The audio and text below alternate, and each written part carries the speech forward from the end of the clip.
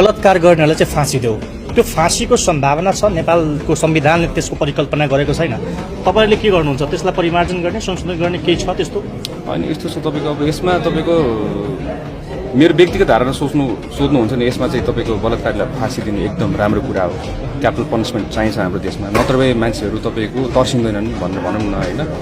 अब बलात्कारीको कुरा अघि मैले हजुरलाई भनि नै हालेँ होइन, गोली हानेर त मार्दै रहेछ त तपाईँको त होइन, शान्तिपूर्ण आवाज उठाउँदैन मार्दै रहेछ त भनेको त बलात्कारीलाई र तपाईँको त यो भ्रष्टाचारीहरूलाई त तपाईँको गोली हानेर त मार्ने त तपाईँको त के न के त कानुन त ल्याउनु पर्ला नि त त्यसको लागि त होइन।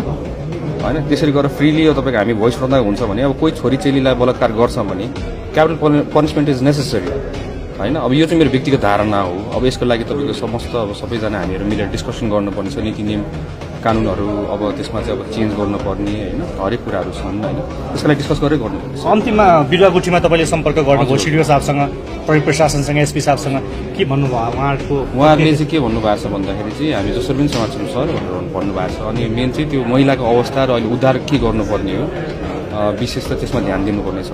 खुट्टा छिन्नेकै अवस्थामा छ कि के छ? खुट्टा काट्नुपर्ने भनेर भन्नुभएको छ।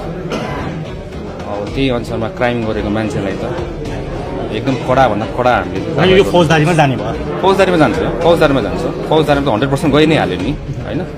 त्यसलाई चाहिँ छोड्ने नै हुँदैन हामीले। यस्तो मान्छेहरूलाई चाहिँ समाजको कलङ्कहरू हो कि यस्तो मान्छेहरू। यति बेला हामीले कुरा गर्दै गर्दा प्रत्येक वर्ष 2000+ चाहिँ बलात्कार हुने गर्छ, 70+ त सामूहिक बलात्कार हुने गरेको छ।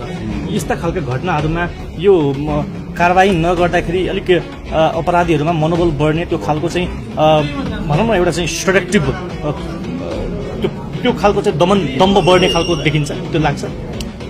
अब क्राइम गर्नेहरूलाई तपाईँको दण्ड त्यही अनुसारमा मिलेन भने त तपाईँको इन्करेजमेन्ट र त भइ नै हाल्छ। त्यही भएको हिसाबले अब यसमा सबैजना हामीले बसेर डिस्कसन त गर्नेवाला नै छौँ होइन। निर्मलादेखि इनिसासम्मका सबै घटनाक्रम ठिक हुन्छ, तपाईँहरूले त्यो समाधान गर्नुहुन्छ?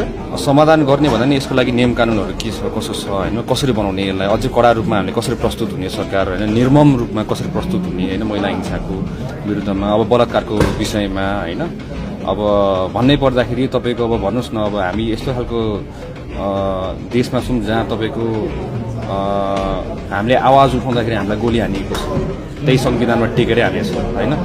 तर त्यही बलात्कारीहरू चाहिँ तपाईँको खुलेआम घुम्दैछ होइन। त्यही संविधानमा टेकेर अर्को सच्याएर तपाईँको यो बलात्कारी र भ्रष्टाचारहरूलाई गोली हान्ने किन नबनायो?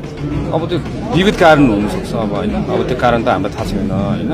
अब यावत कारण हुनसक्ला, आफ्नो घरायसी समस्याहरू हुनसक्ला, तर त्यो भन्दैमा तपाईँको एउटा महिलालाई त्यसो गरेर बाँधेर खुट्टा काटेर यस्तो हेरिराख्नु त हामीले